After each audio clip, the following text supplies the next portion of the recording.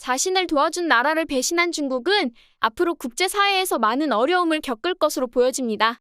현실성 없는 이야기 같지만 우크라이나 개전 초기 우세한 러시아의 기세에 밀려 많은 국가가 우크라이나 전쟁에서 말과 행동이 달랐던 거 기억하시죠? 그런데 전황이 바뀌면서 어떻게 되었나요? 중국도 마찬가지입니다. 현재 서방 세계와 미국은 많은 분야에서 중국과 연관되어 있기 때문에 중국의 눈치를 보는 측면이 있습니다. 하지만 중국과 연계된 것들이 중국이 아니면 안 되는 독점적이고 특수한 경우가 아니라면 자유진영 국가들은 시간을 두고 하나씩 정리하면서 대안을 찾을 것입니다.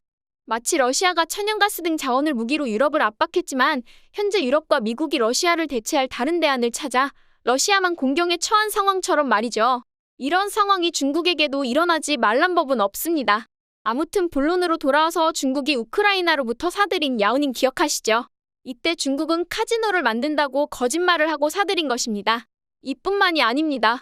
중국은 우크라이나로부터 상당히 많은 도움을 받아왔습니다. 어떤 도움을 받았냐고요? 우선 먼저 손에 꼽을 수 있는 건 전투기 엔진 기술과 해군의 가스터빈 엔진 기술을 우크라이나로부터 획득했습니다.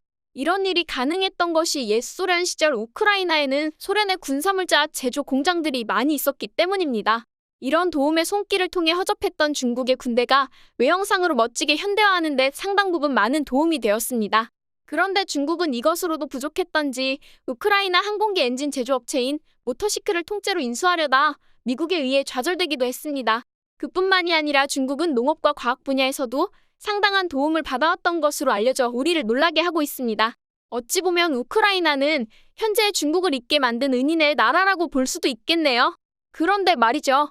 이런 나라가 현재 침략 전쟁으로 인해 어려움에 처하게 되자 중국이 보인 행태는 정말 놀라울 정도입니다.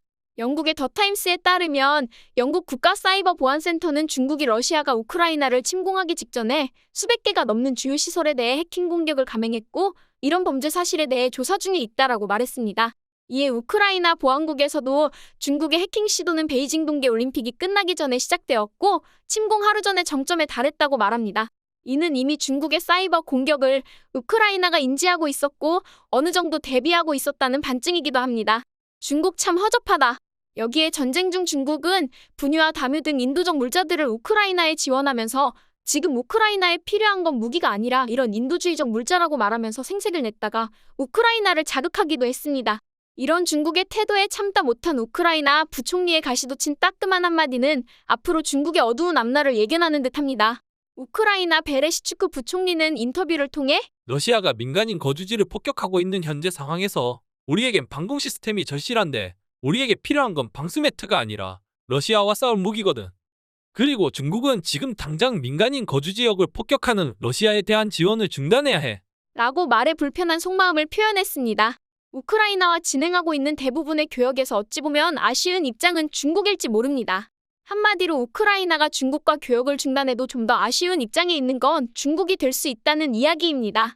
러시아의 패전이 짙어지고 있는 우크라이나 전쟁에서 비록 지금 중국이 이번 전쟁을 통해 상당한 반사이익을 보고 있지만 길게 본다면 아마도 러시아와 같은 운명 공동체로 전락할지 모른다는 생각입니다.